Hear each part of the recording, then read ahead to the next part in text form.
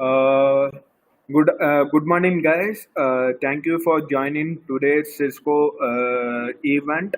And if you have any other questions or any other details, you can ask in the end of the sessions. So Samsung will be the presenter for today's session. So Samsung, over to you. You can take it forward. Okay. Yeah. Good morning, ladies and gentlemen. Good morning. My name is Samson Okewo. So I'm the pre-sales consultant for Redington, uh, West African region, Ghana, Nigeria. So first of all, I just want to find out if you guys are keeping safe, during this economic meltdown. So um, we are running our session online. Normally we used to do this on premises, but because of the situation of things, we are running it virtually. So I hope you guys can hear me very well. So we have two topics to cover today. The first one is Cisco umbrella.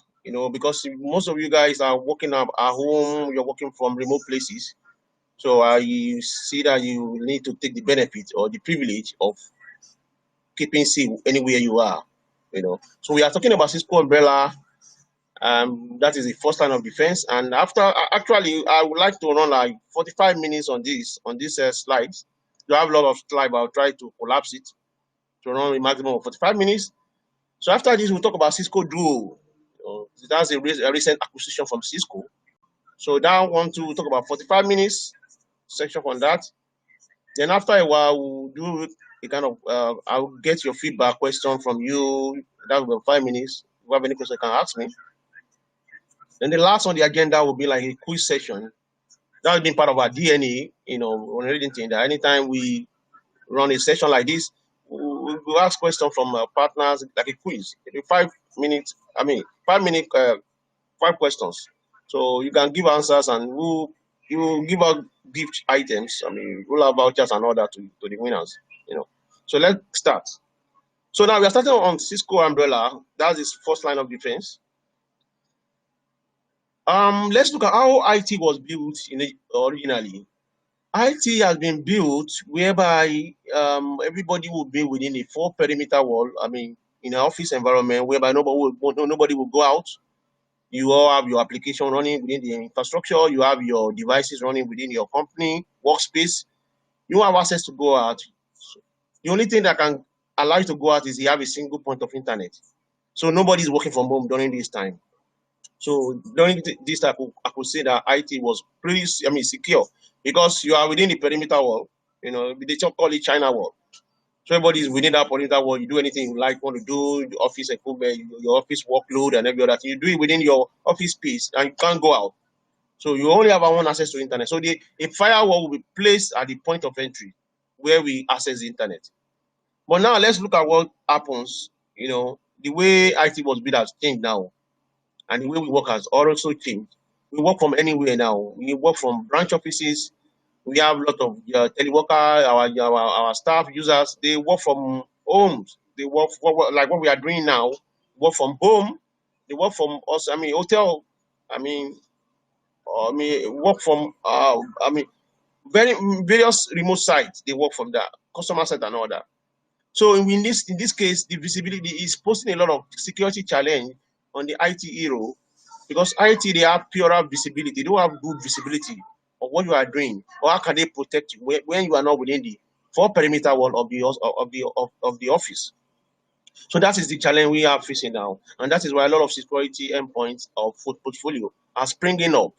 Okay, so we now can work from most applications are now running in the cloud, like like Office 365, Google Suite, Salesforce, and all that. They run there, and we have to access those applications.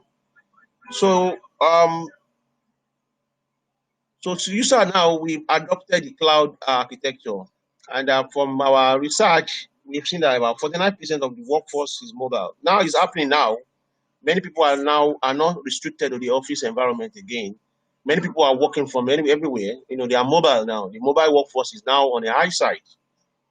So 82% admit not to use VPN. Yeah, normally people are admitting that they don't use VPN. Now, why? Because of that, maybe people feel connecting through VPN is kind of costly, or sometimes it might take time for them to connect.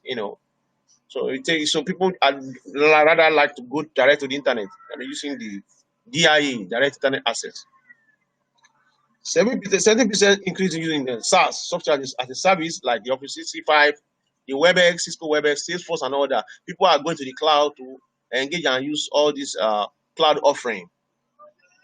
So, and 70% of branch offices have direct internet access. Many branch offices now they don't go back, they don't connect to the corporate headquarters, they don't backhaul to the corporate headquarters to link out to the internet.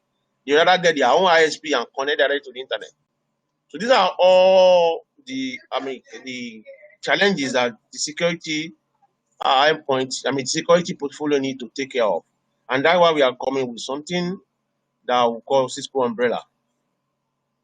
Now let's look at how a breach, a data breach can occur within a company, a network, a corporate network.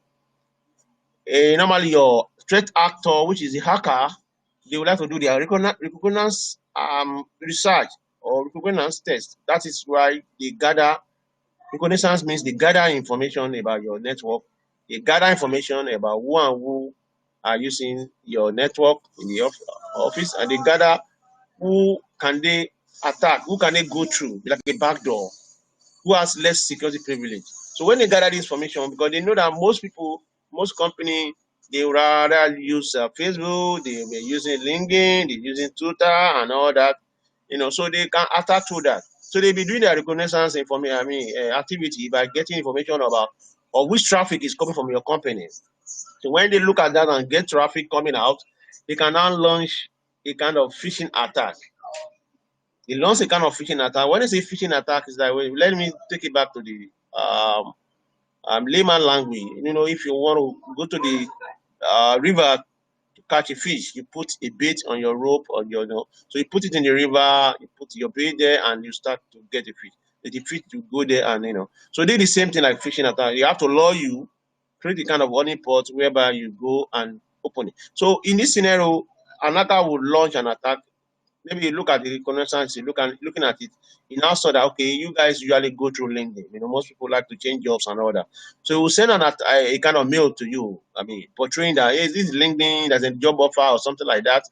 So as soon as you click the link inside the mail, a payload, a malware will be dropped on your network, So when malware dropped on the network, malware, they are like virus, or they are kind of advanced form of virus, So call them malware, the advanced form of virus. When they drop on your network, they are like to form, affiliates. They like to form network. So when they get in the network, you have to look at, okay, who can work with me? We are looking for the crown jewel. Who is the crown jewel in this network? That's the admin guy. Is the admin. So when they get hold of the admin, now they can now do a kind of command and control callback to the hacker somewhere far away, nearer or far away.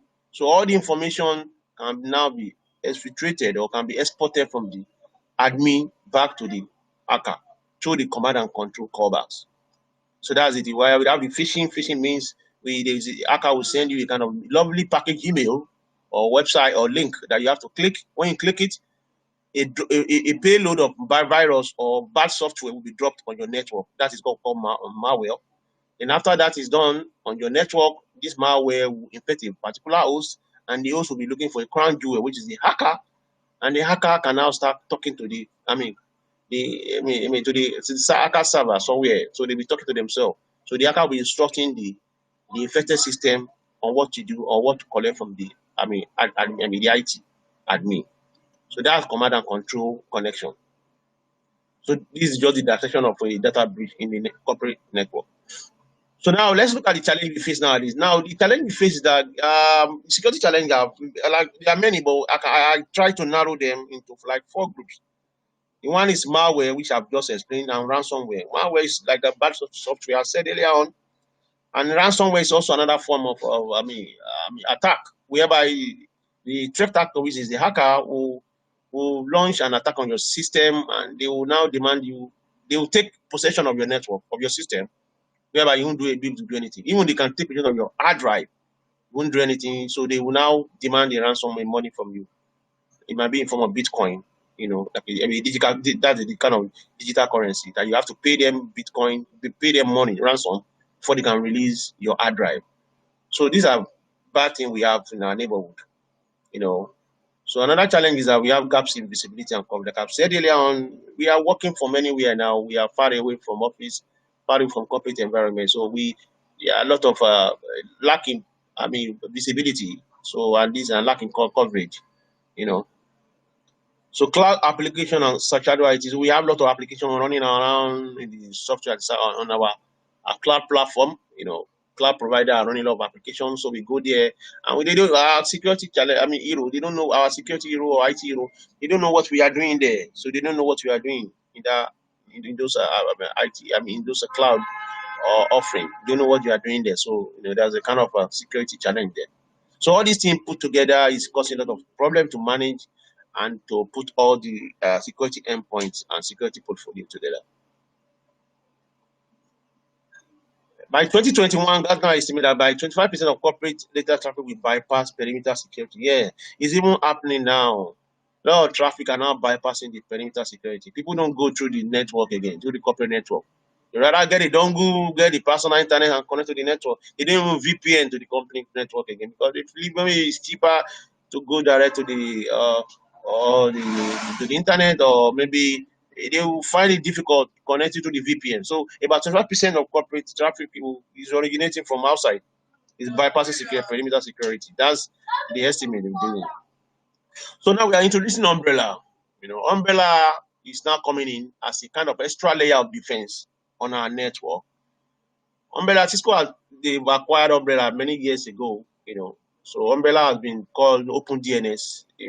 They originated from home use, whereby before you get to the internet, there's a kind of a cloud security offering that will check where you are going, and before they can do anything.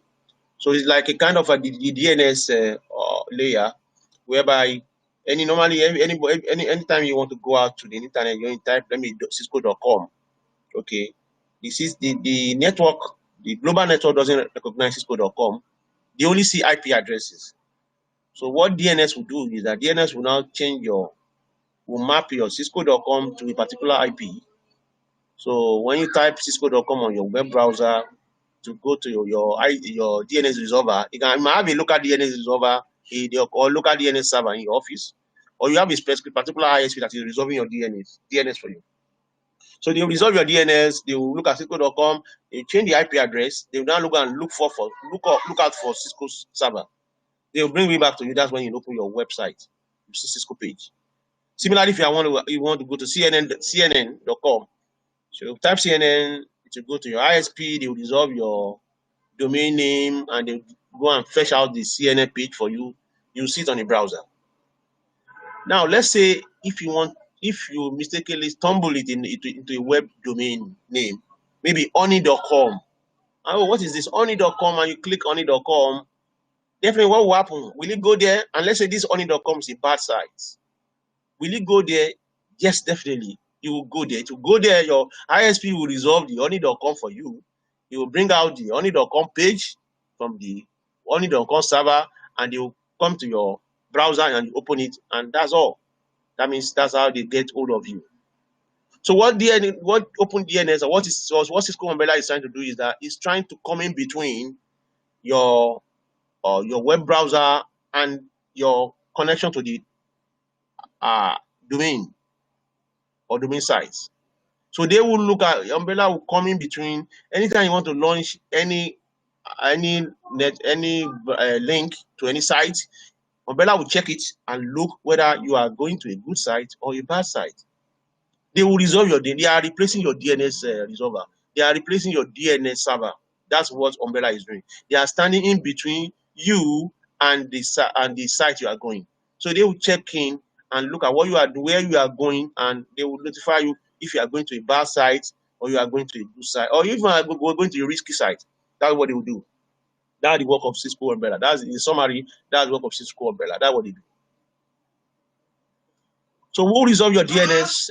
Like I've said, we have different challenges when we have, we have headquarter, we have home users, we have roaming laptop. Most people, they don't backhaul, they don't go through the network of the headquarter to get to the internet.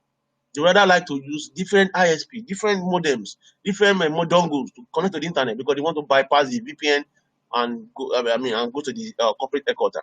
So they rather use different ISPs to get to where they are going to get access to the internet.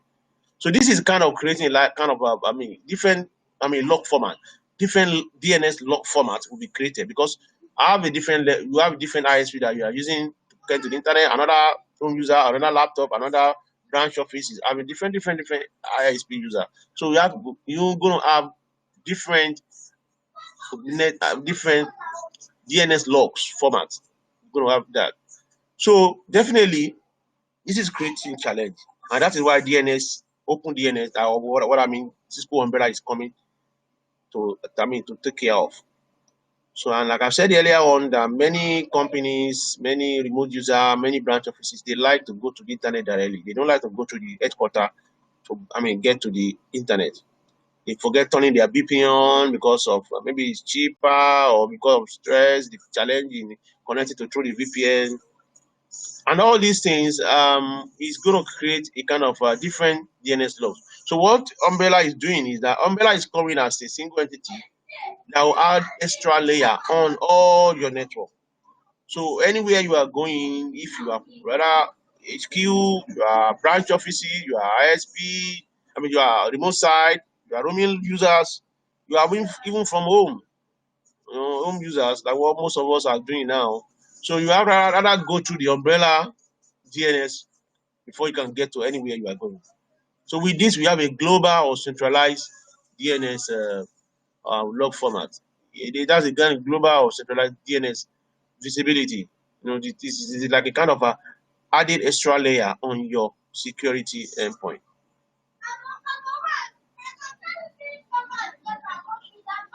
So the power of DNS or the power of Cisco umbrella is like many of us we have some Cisco endpoint or different endpoints in our in-house, in our offices and our corporate environment, like the Meraki MX, we have the AnyConnect, we have the AMP, Advanced Malware Protection for Endpoints, Firewall, Web Security Appliance, Lancope, Stelwars, Lancope, and all these. We have all these security endpoints. A security portfolio in-house, but we still need an extra layer of security. That's why Umbrella is coming. Umbrella is just coming to tell you that before you go to any site, it will check whether the site you are going is a good site or a bad site. That's all. That's the summary of it. So Umbrella is just an extra layer here that will check anything you are doing. Anywhere you are going, you check. All your internal security endpoint will still be there. They are there. Your endpoint security are there. Your AMP is there. Firewall is there. Firepower is there. Lancope, everything is there. ASC firewall is there. Everything is still inside the network. But an extra layer of DNS, an extra layer of security is now put in place, and that is what Cisco Umbrella is doing. These are the benefits we can see here: adding extra layer of security tools, block malware before it hit the enterprise, and it's very easy to deploy. No specific skill is required, and the delay is so low. People believe that because the DNS is not doing the function of Umbrella is doing the function of DNS now. Is resolving our DNS request, so it will be very slow. No, it's not slow. I will show you the latency bridge later on, and you can even provision this one or deploy it globally within 30 minutes. So how does it really work? It's easy. From your network, you can see that we have the internet network here. If we are using your home, you have a roaming user, you are from your laptop, your phone, your desktop, and all that within the network. So when you launch any website, it will first interface the DNS umbrella. The Cisco umbrella will interface it. When it interfaces, it will check it. We'll look at it where you're going to. Is it a good site or a bad site? If it's a safe site, it will allow you to go. Okay, and if it's a bad site, it will block it out. And or if it's a kind of site, some sites are risky site, they are very risky because some bad site they will go and hide under good site. Like some site will go and hide under like Facebook. They go and put their advert on Facebook. So when you click their link, their page, or their icon there, you will get to their site and you are in for it. So all those sites are risky sites. Yeah, so they call it kind of thing malvertising. So in this scenario, Cisco Umbrella will do deep packet inspection and check if this site is truly good or not. So that's how it works. So OpenDNS or Cisco Umbrella. So that I'll call it OpenDNS. I'll call it Cisco Umbrella. They are the same thing. Before it was OpenDNS, but now Cisco bought it over. They acquired it and they call it Cisco Umbrella. So before the connection is being made, they will check it, check the site where you are going, check everything is okay before they allow you to go there. If it's a good site, they allow you. If it's a bad site, they will not allow you to go there. And eventually, if you are already got to the site and you are under the grid of the hacker or under the control of the hacker, they will still try and lock it out. If you are having a kind of command and control connection with the hackers, so they can lock it out and block the connection. They can block out the connection with the hackers. So if eventually you enter the network and you're under the control of the hacker, you can block out your connections to stop the data exfiltration. So Umbrella can pretty well, integrate with other endpoints, security endpoints, like threat analysis feed, like they work with that, they work with appliance-based detection, FireEye, and normally cloud logs and all that. So they can integrate well with them. They even work with the Cisco Meraki MX in integrate well with other security endpoints.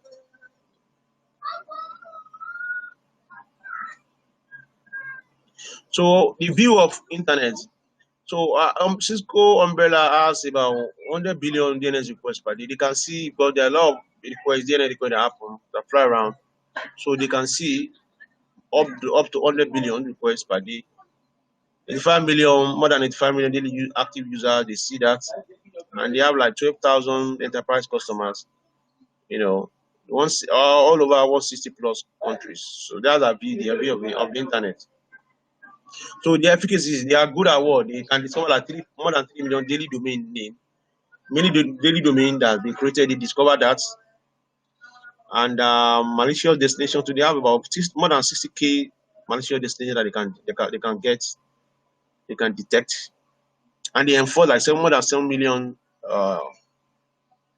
malicious destination. They enforce policies so about more than 7 million, But if you see that you are going to bad side, you can easily block you out, or you are going to do side. So they enforce policy, more than 7 million policies. So they are all good at this. So Cisco Umbrella, they are co-located in about 25 data centers around the world. The closest to us here is South Africa. The closest to us is South Africa, and we have a lot of them in European region. We have in America, then Asia Pacific, and all that. So they are like 25 IXPs. They are co-located in the IXPs, intelligent staying points. So how far do they resolve their DNS requests? They are very fast in resolving. In North America, we see that the Umbrella can resolve like 18 milliseconds. They can resolve DNS in 18 milliseconds. In Europe, we have 44. In Asia Pacific, we have 55. Latin America, 55. Africa is like 102. Why are we having 102 in Africa? It's very, it's very high in Africa. Why? Because we have only one IXP. The IXP is in South Africa, so that's the only one we have. Well, when we see that we have a lot of them in Europe, Asia Pacific, that's why we have their milliseconds low in that region. They have many ISPs. They have many ISPs, so it's very low in that region. So it's pretty well okay, compared to Google and all that. It's quite okay. Their DNS resolving capability is quite good, not bad. So they see where attacker stays. So before an attack has been, generated, before they plan any attack, they see, because they see what is going on around. They see if a new domain has been made. They see who are having affiliates with the new domain, who are they talking to and all that. So they have this visibility. because they work with another agency they call Talos. They are the kind of, it's a part of, Talos is part of Cisco. They are the kind of agency that deal with threat intelligence over the internet. So they work with them and they see where attackers tips, and they can easily block and use their modern analysis to track and see how they can stop activity of a threat or attack. So also for retention, Cisco umbrella, they don't have much capability to retain log files. They don't have more capability to do that. What they do is they will rather, because every 10 minutes they send their log file, because no matter what happens is that, let's say if forensic activity is going on, somebody now came up that something happened about 10 years ago, and they want to find out what really happened around that time. So Cisco umbrella doesn't have the privilege to store for longer period of time like that. So that what they do is now that they will now they work with Cisco, they work with Amazon S3. Amazon S3, that's a kind of cloud storage component in Amazon. So every 10 minutes they store their DNS log. They store their DNS log in Amazon. So anytime they want, they can easily go and access their log files from the Amazon, and they can get information about what happened so years and all that. So for their log retention or storage retention, they store it in Amazon for a longer period of time.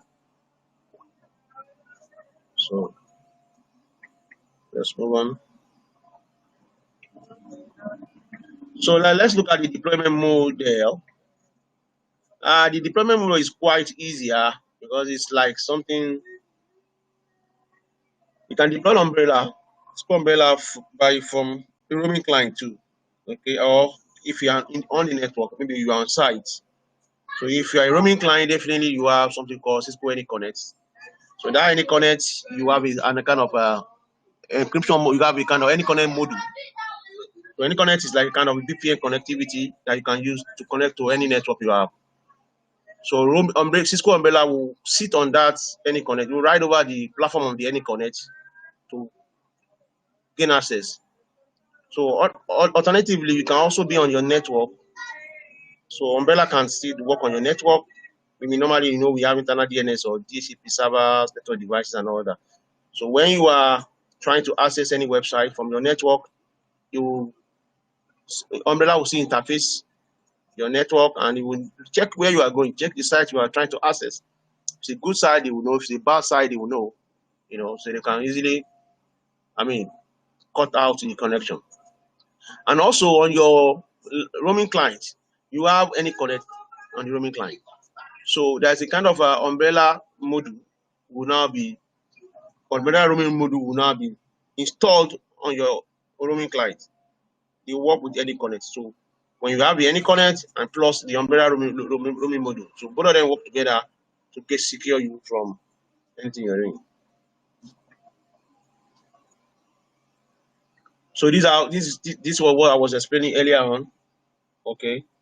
The umbrella roaming module is there. We have the Cisco AnyConnect. So that's the platform. So on the umbrella roaming module will now sit on that, we'll ride over that. So this is how it works. So if you want to put Cisco AnyConnect on your, or if you want to put Cisco umbrella on your mobile device, you need to have AnyConnect installed. You need to have AnyConnect installed. So the deployment is very easy. You just sign up on the umbrella. It's like umbrella is like a cloud subscription model. You have to buy the cloud licenses and all that. So just sign up. And you point your DNS to this DNS address. Then you are done. You are done. That's how to deploy. It's very easy to deploy. So easy to deploy. That's so easy to deploy. So that's how you deploy the umbrella. So we also have these are also the deployment model too. From the endpoint, we have discussed about that, where you use AnyConnect on your mobile device with the umbrella roaming module. And also, if you are within the corporate organization, corporate environment, the office, you can also deploy umbrella too there.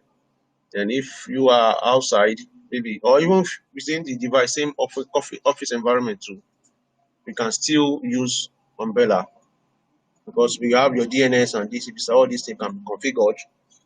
It can be pre-configured to use umbrella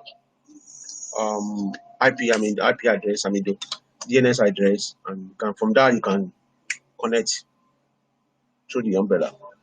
So this is just the deployment model. It's very easy to deploy from your endpoint to Cisco, from your corporate environment.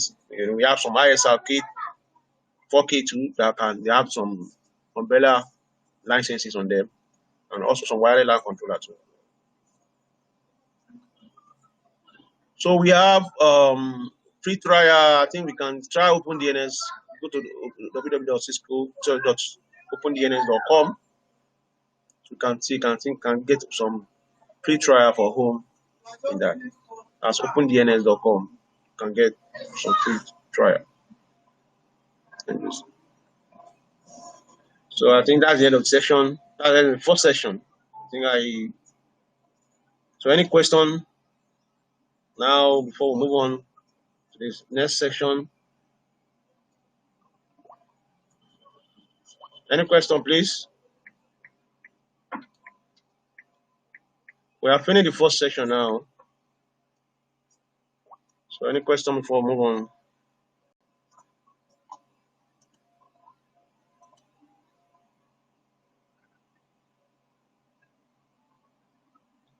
Samson, there is no questions. But Okay, guys, can you please put your questions on your Q&A session so that Samson can advise on that.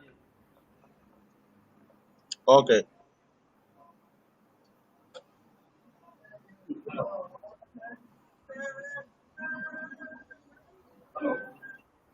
Hello? Yeah. Wait, Samson. There is some question and answer is there. Can you see it? Is the Um, umbrella a software or hardware? Go to Q&A session.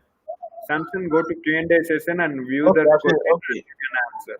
So umbrella is a software, the software, not hardware. The software. Software.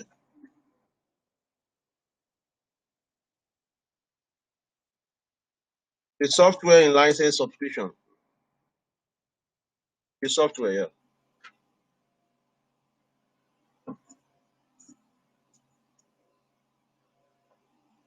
Have I answered your question, please?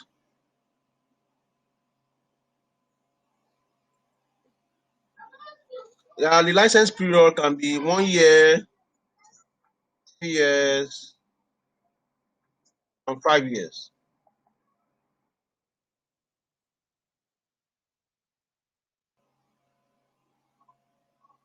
The licensing can be 1 year, 3 years, and 5 years.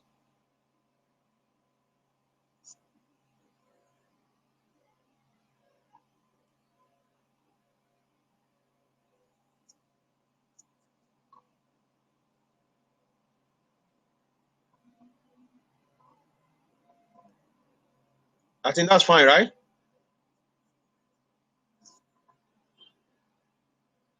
So any more questions so that we can move to the next session?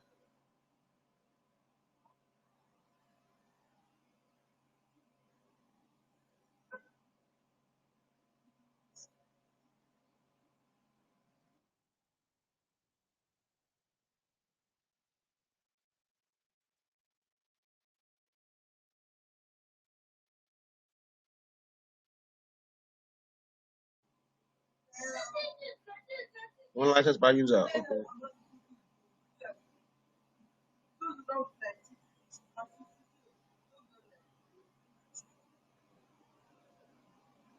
The only way we can afford, okay.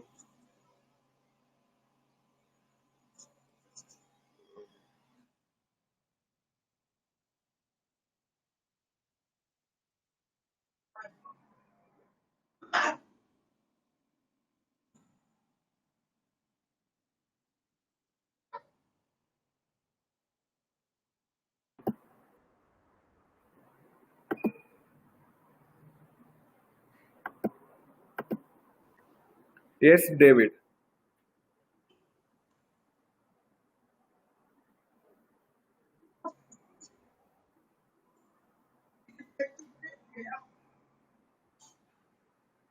David, your voice is breaking.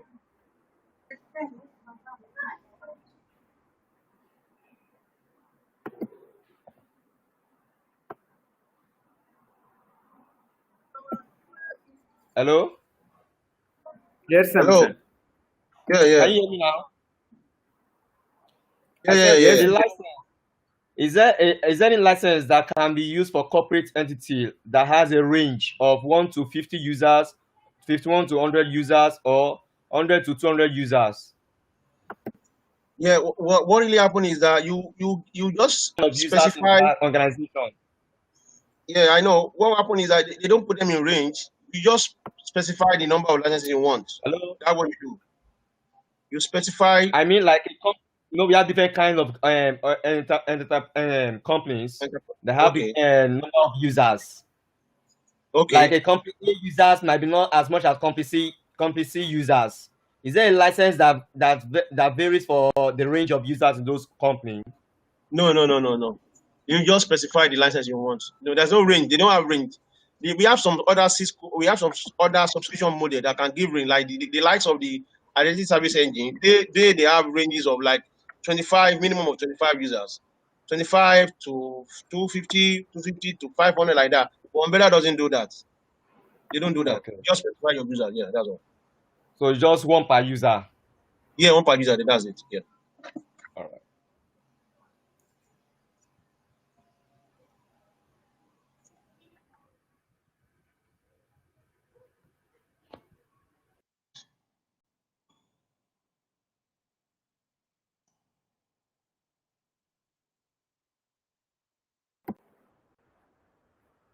Samson, you can answer on the voice itself. Okay, okay. So, and does Cisco Umbrella work with Outlook or other Canvas down? Okay. And or it's strictly a DNS. Now, like I've said earlier on, that Cisco Umbrella is like a DNS resolver. But what happened is that the first our threat actors or the threat landscape we have are from two. Either you are attacked through your web or you are attacked through the email. So now Cisco look at it that, okay, if you want to attack through the web, that means you have to go out from your network to go and access the web. So Umbrella has come to be in between you going out to access that web, that bad site. So if the Umbrella has the telemetry, they have the full information of all the bad sites. So before you can go out and access the bad site, they would notify you that this site you are going is a bad site. So in the course of doing that, they are also doing like a DNS resolver for you. So they are replacing your local DNS, activity. So they are doing like a DNS resolver for you, and because of that, they are guiding you to go to a bad site. They are guiding you or safeguarding you from accessing a bad site. So that's it.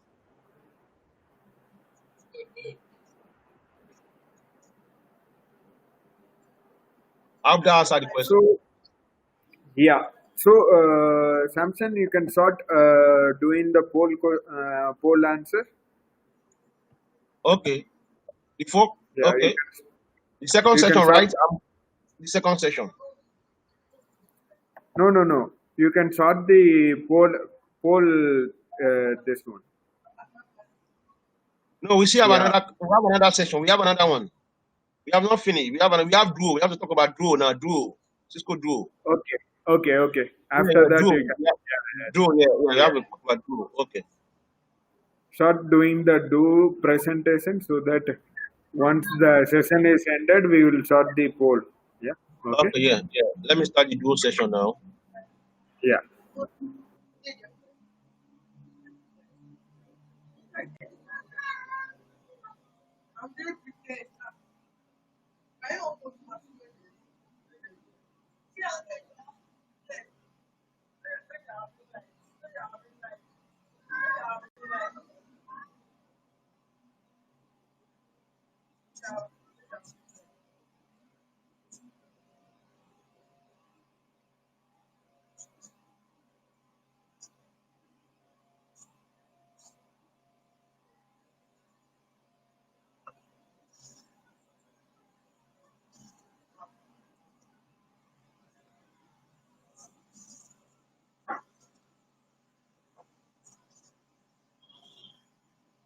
Can you see my slide, please?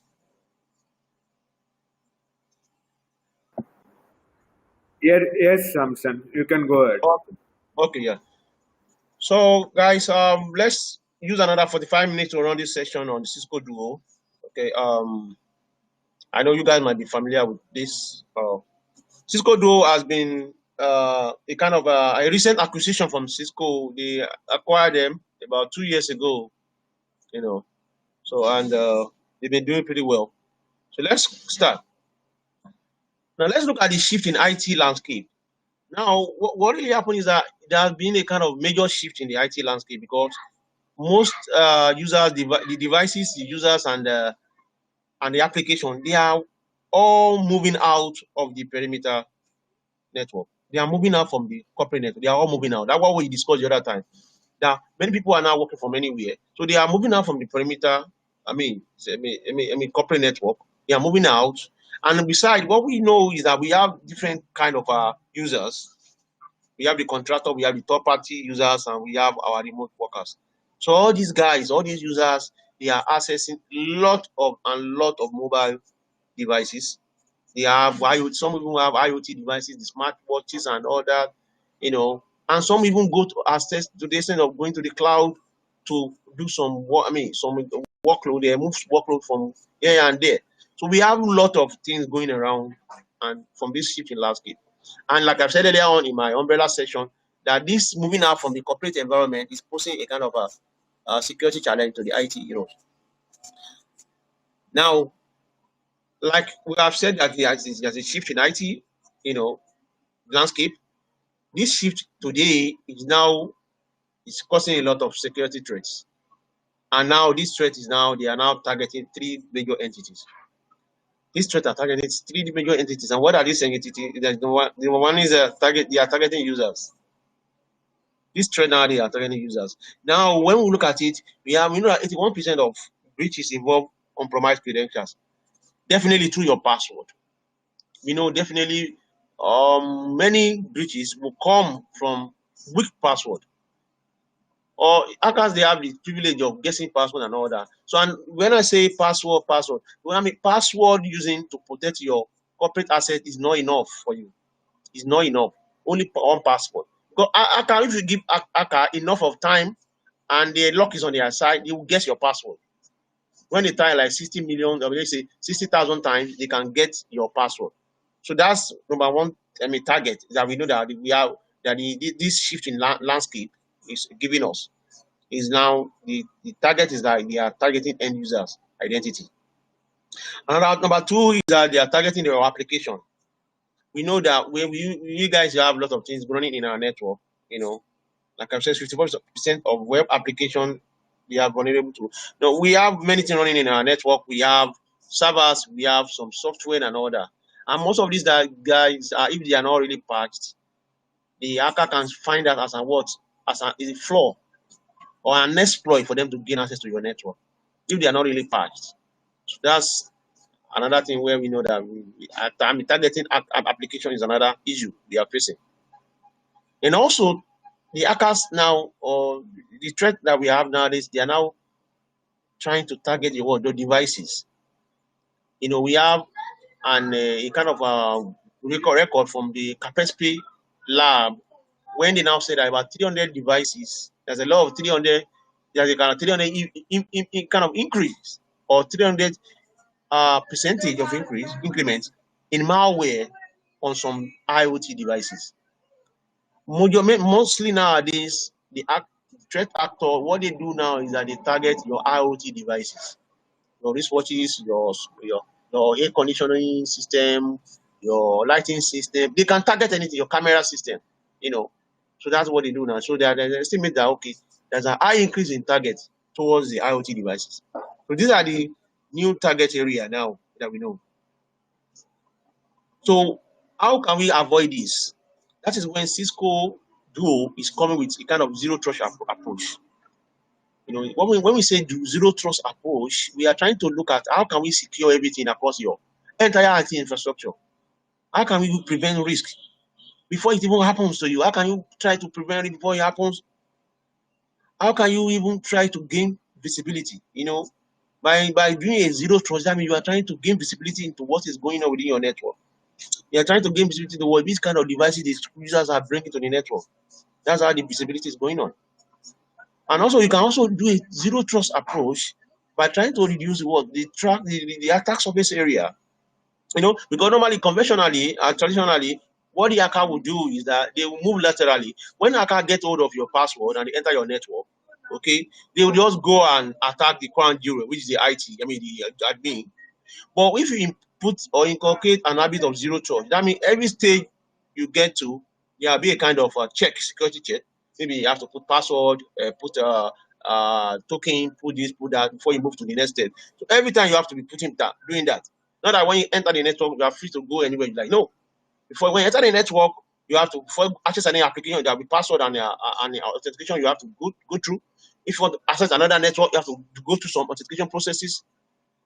Unlike traditionally, when hacker get access to the network with the password, they go laterally and move around and go and get the point where the hackers, the IT admin. So we are trying to put a zero trust approach, whereby it can prevent the risk and can allow us to gain visibility into our network and also to reduce the attack surface area. So that is what Cisco Duo is trying to make to our network. And the job to be done by customers are three things. The customer needs to verify the user's trust. When you say verify user's trust, which kind of users is accessing the network? For example, let's say we have a marketing employee trying to access a marketing database. That is fine. A marketing employee can go, our marketing staff can access a particular marketing database. But when a marketing staff is now trying to go and access a financial database, that's the kind of thing we have to check. So that's user's trust. So we have to know which user are you, which department are you, where you are allowed to go, where you are not allowed to go. Also, device trust. Now we have to find out which devices the users they are using. Are they using a corporately owned devices or they are bringing their own devices? So all this we have to find out. And we also have the access control that we have to put in place to check all these things. So Cisco Duo generally is going to center on three basic things. That's what we call MFA. And the MFA is what we call multi-factor authentication. I'm going to explain much later about this. So the multi-factor authentication has three things you have in mind. Now, the first thing is like what you know. And what is what you know? Definitely everybody knows. Password, that's what you know. So nowadays, when you have a login detail, you have to put your username, put your password, you are in the network. No, the threat actor, the hacker, they can guess your password. Like I've said earlier on, lock might be on their side that they will get your password. And when they get your password, they are in the network. So that's one thing. So, but multi-factor authentication is now incorporating or bringing in two different entities or two different components to join to your password. Number two is what? Something you have. We have phones, we have desktop phone, telephone, we have other things like landline, we have other things like token and all that. These are what you have that you can use to authenticate with your password. When you log in with password, they will say ask you to authenticate, they will send something to your phone to acknowledge it. So that's that. So what about, look at this thing whereby hackers, they got your password and they got your phone. That means they can still break into your network or to your site. They have your password, they have your phone. They can still go in. So the last thing that will check them is what you are. So what you are is your biometrics. Maybe your fingerprinting, your facial recognition, and all that. So they can't have all these three, except they kidnap you. That's all. If they kidnap you, that's when they can have your password, they can have your phone, they can check your biometrics and ask you to put your eye on the machine so that they can have access, or they can ask you to put your thumb or something, fingerprint and all that.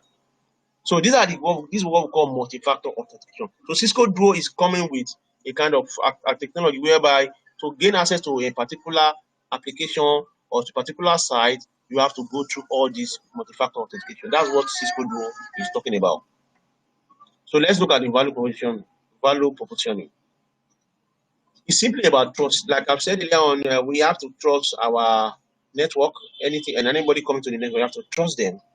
So when we are trying to trust, we enable a kind of a newer technology, adoption, So when we are trying to trust, it will reduce team security and compliance risk.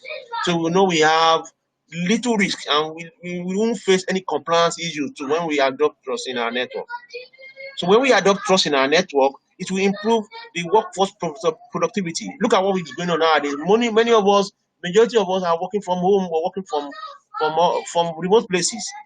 So when we know we want to get trust, so we must make sure that we are really secured and all that. So to adopt the trust mechanism, so we must ensure we are secured.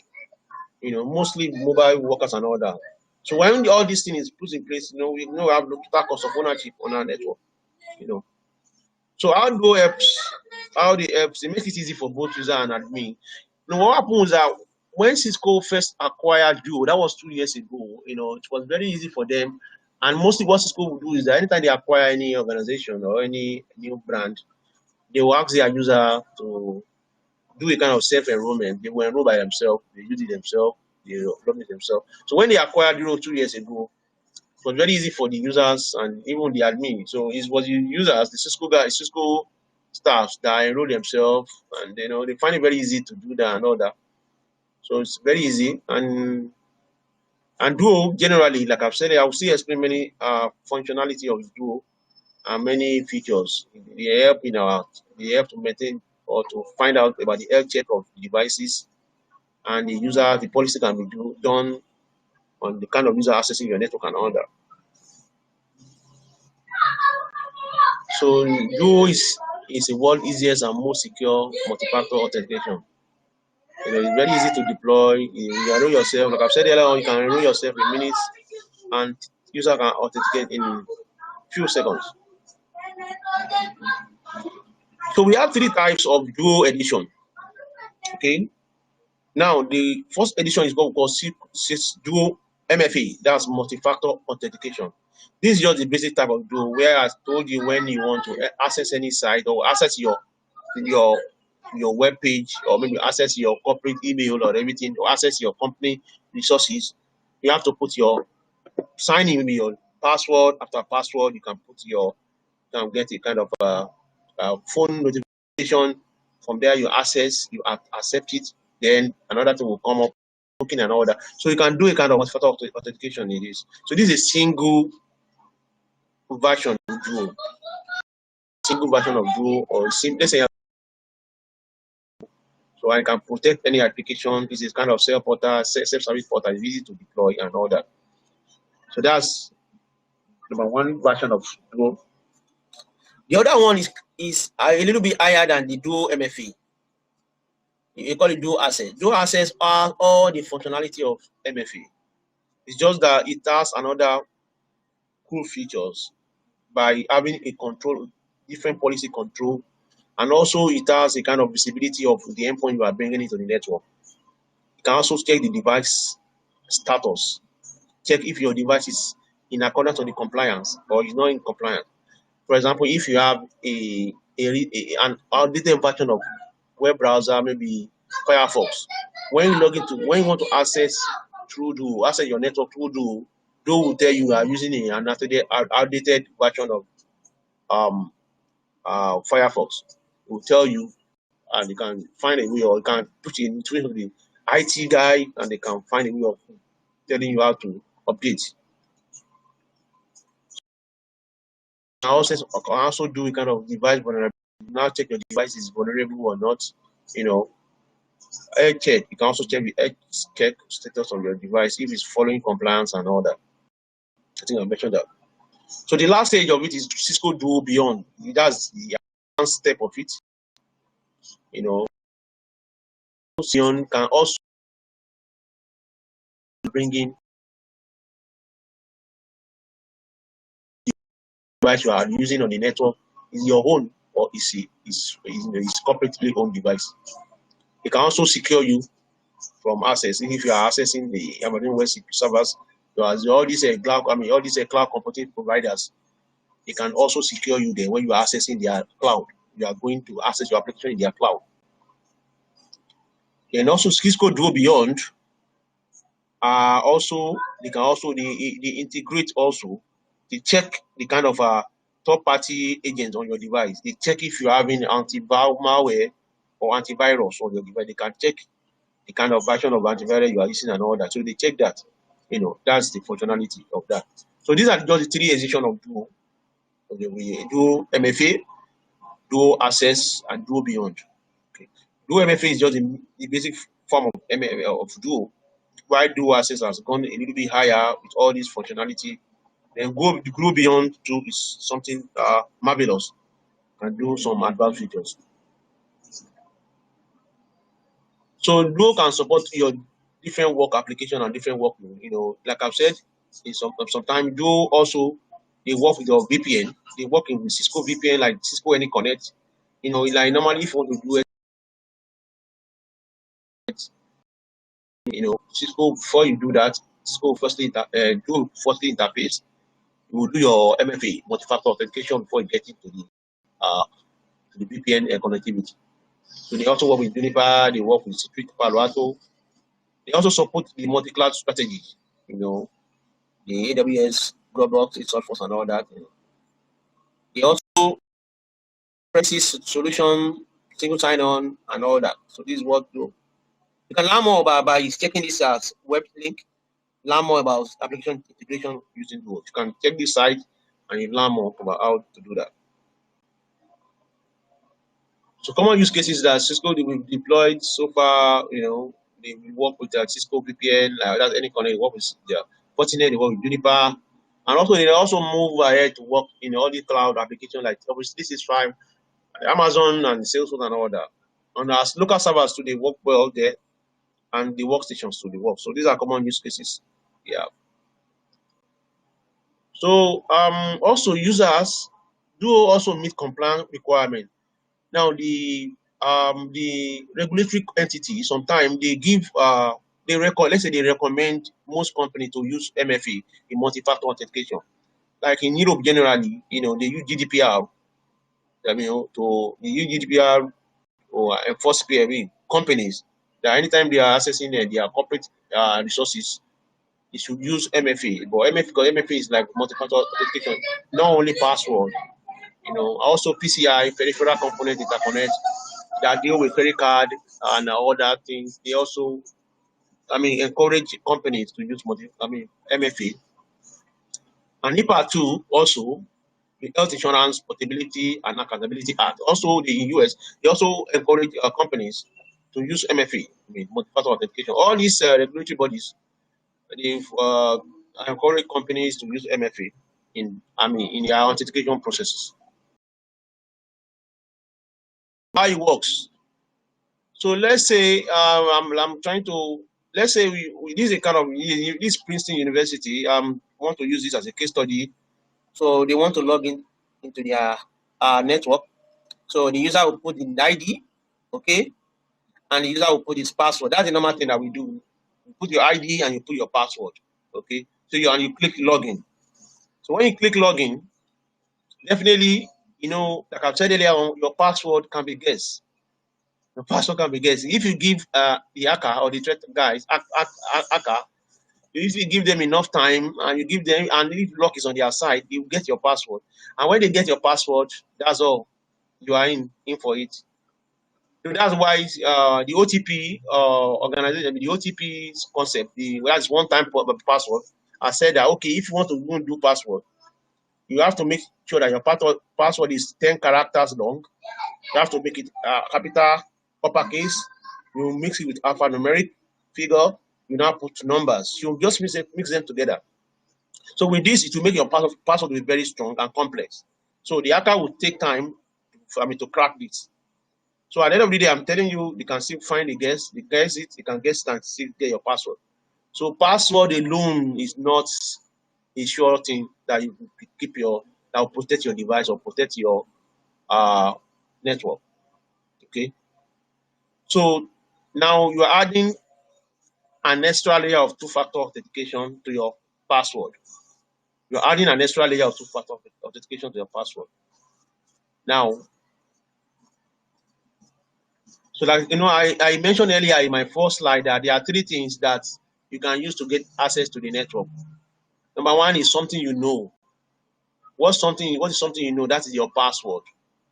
Number two is something you have.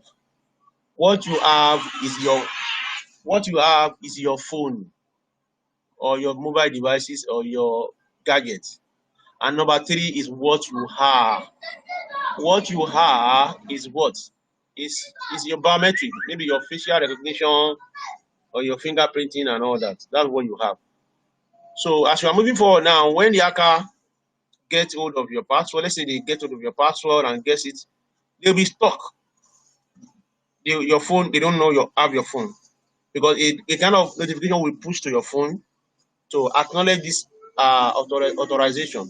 So if they don't have it, that's all. So that's what I'm saying, that security moving forward.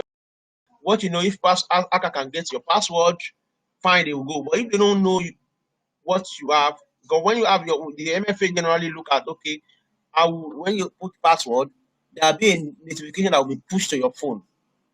So when you get your phone, you now acknowledge on your phone. When you acknowledge on your phone, you can even put your biometric information before the access can be granted. Since the hacker doesn't know have your phone, so the connection might not go through. But if you use only password authentication, they can go free. But if they don't have if you are using MFA, that means they need your phone, and your phone is not there with you, with them, so definitely they can't go. So let's now look at how geo security will work here. So this is a same Princeton University. You put your login detail, put your email, put your password. So when they do that, a notification will be like this. So they will now come in. This is our second stage now. So this stage is the stage of what you have. The first one is what you know. That's the password. This is what you have. So now when you come here, you can come to device. If you are using an Android device, you click on Android, you can select Android, maybe your iPhone and anything. So when you select iPhone and anything, you now come here and say, send me a push. So when you click send me a push, that means you will now send an authentication message to your phone.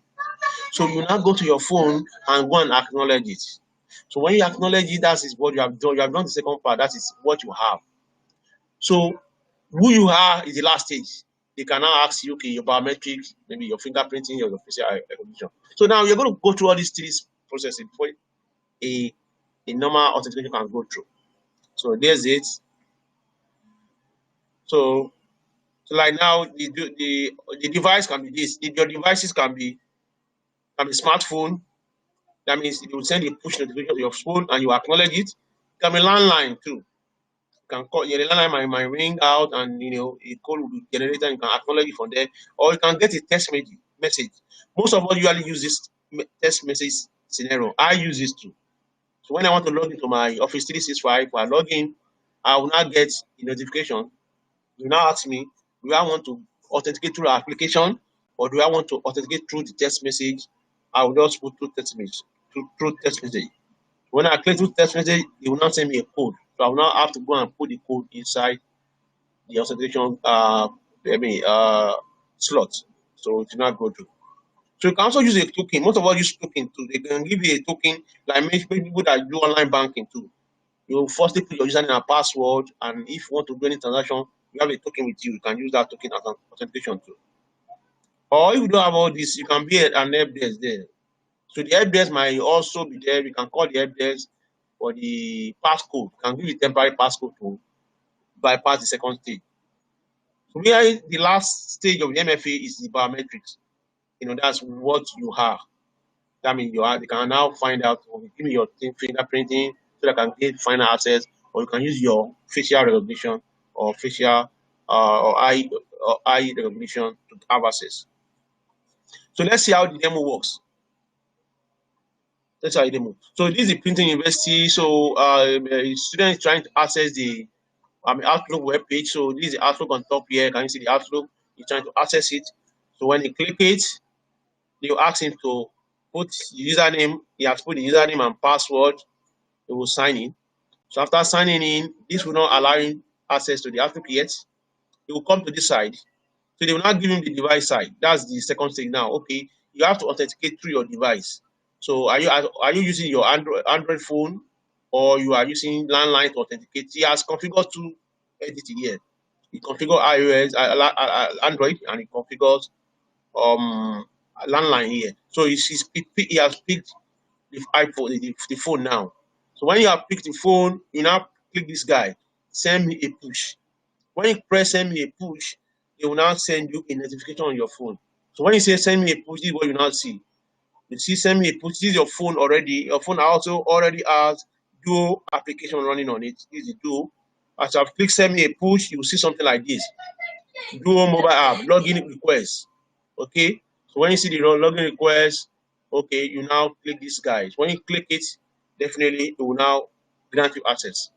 So when you are here, as you have clicked it, you will come to this side. That person university, that's the name of somebody who's trying to access that. Yeah, that I guess that's you. And this is the location, the US.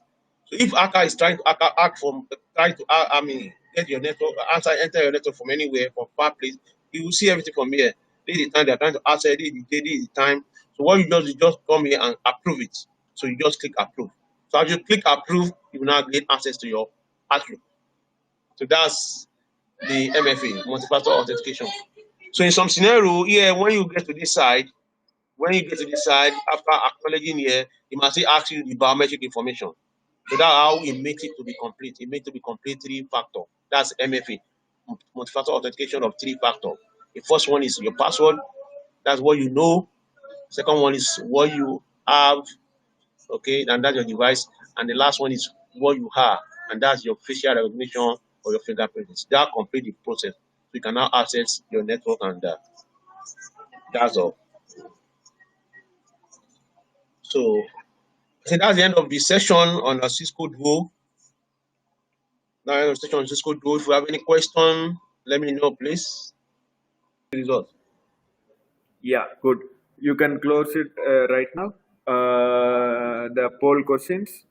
So, thank you guys for joining today's Cisco session, and you will get the attractive giveaways via online coming soon. You can drop me an email of all your email IDs, mobile number, company names, and etc. We will reach out to you with your attractive giveaways.